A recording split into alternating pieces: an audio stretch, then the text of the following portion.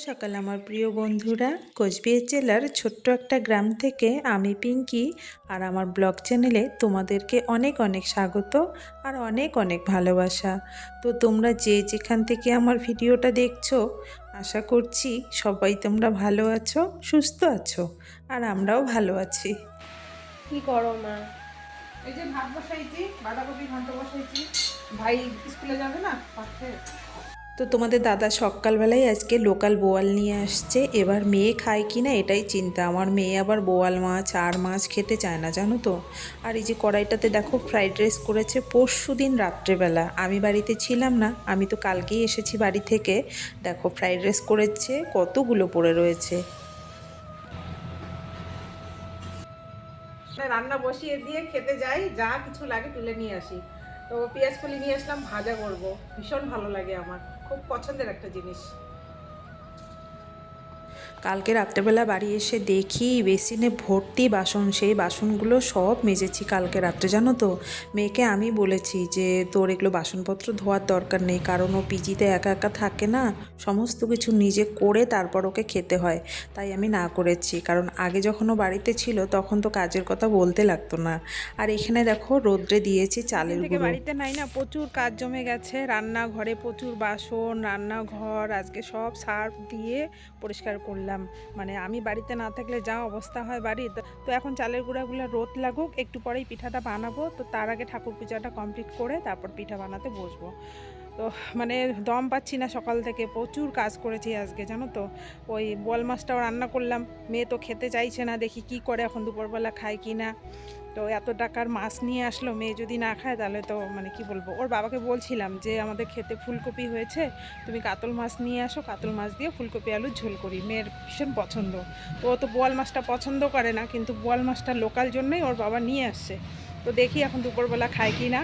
তো যাই, এখন ঠাকুর পূজাটা দিয়ে পিঠা বানাতে বসি। মাঝে মধ্যে না, জানো তো, আমার বুদ্ধি নষ্ট হয়ে যায়। ঘরে দা আছে, দাটা না এনে আমি যে কুড়ানি বটিটা সেটা দিয়েই নারকেলটা ফাটানোর চেষ্টা করছি। তা ওই যে কাঠের মধ্যে ঢুকে থাকে না, ওইটা খুলে গেছে। তো যাই হোক, আবার সেই দা এনেই আমাকে নারকেলটা ফাটাতে হয়েছে। তো নারকেল ঠারকেল কুড়িয়ে এখন নারকেলের কিসাটা করব, তারপর পিঠাটা বানাবো। তো আজকে মেয়ে বরের পছন্দের পিঠা বানাচ্ছি বন্ধুরা। আমাদের প্রত্যেকেরই পছন্দর পিঠা আর কি বলতে পারো। তো স্বামী সন্তানের প্রিয় জিনিস রান্না করে মুখে তুলে দিলে এর থেকে আনন্দের আর কিছু নেই, জানো তো। এই পিঠাটা কিন্তু আমি প্রত্যেকবারই বানাই, কিন্তু আমি ইউটিউবে দেখেছি ঘি অ্যাড করে। মানে ওই যে নারিকেলের কিসাটা যে করলাম, প্রথমেই যে আমি কড়াইতে ঘি দিলাম 1 চামচ, সেটা দিয়েছি। তো পিঠাটা তো পরেই খেয়েছি, ভীষণ ভালো লাগে, জানো তো। একটা ঘি ঘি গন্ধ আসে নারিকেলের কিসার মধ্যে, খুব ভালো লাগে। তো এই যে চিনির শিরা করব এখন, তো এর মধ্যে আমি কিন্তু 4টে এলাচ দিয়েছি, সেটা স্কিপ করেছি, দেখাতে পারিনি। তো দেখাতে পারিনি বলতে কি, স্কিপ করেছি আর কি। তো এখন গরম গরম এটাকে আমি ডলে নিচ্ছি। তো হাতটা না পুরো লাল হয়ে গেছে, জানো তো। আর পিঠাটা খেতে না ভীষণ ভালো হয়েছে, আর আমার হাতের এই পিঠাটা খুবই ভালো হয়, সেটা যেই খায় সেই বলে। তো যাই হোক, আমার কথা আমি নিজেই বলছি। তো এখানে হালকা একটু চালের গুঁড়া মাখিয়ে আমি কিন্তু কিসাটাকে ভরে নিয়ে এখন মুখটাকে মেরে দেব। তো যা মানে যে যেমন সাইজ করতে পারে সে সেভাবেই করবে। আমি প্রত্যেকবার ছোট ছোট করি, কিন্তু আমার বিকালে এক জায়গায় যেতে হবে জন্য আমি খুব তাড়াহুড়ো করে কিছু করেছি ছোট ছোট, আর কিছুগুলো করেছি বড় বড়, তাড়াতাড়ি করার জন্য। তো এখন দেখো কড়াইতে আমি সাদা তেল ঢেলে দিয়ে আস্তে আস্তে এটাকে গরম করব আর পিঠাগুলোকে ভাজবো।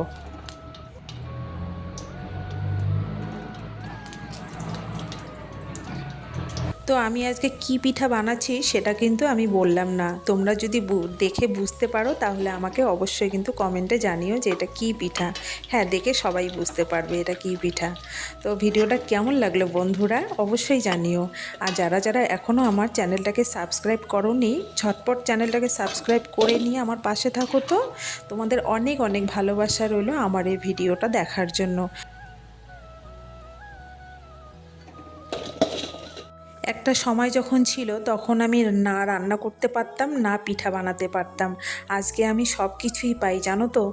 আর এর জন্য আমাকে অনেক কথা শুনতে হয়েছে, তার জন্য আমি নিজে নিজে খুব জেদ করেছি যে সমস্ত রান্না শিখবো, শিখিয়ে আমি দেখাবো যে আমি পারি কি না। হ্যাঁ বন্ধুরা, আমরা চাইলে মেয়েরা সমস্ত কিছুই করতে পারি। তো দেখো পিঠার মধ্যে এখন শিরাটা ঢেলে দিয়ে কিছুক্ষণ রেখে দিলেই নরম হয়ে যাবে। তো কেমন লাগলো বন্ধুরা অবশ্যই জানিও। সবাই ভালো থেকো, সুস্থ থেকো। আবারও দেখা হচ্ছে নেক্সট কোনো ব্লগে।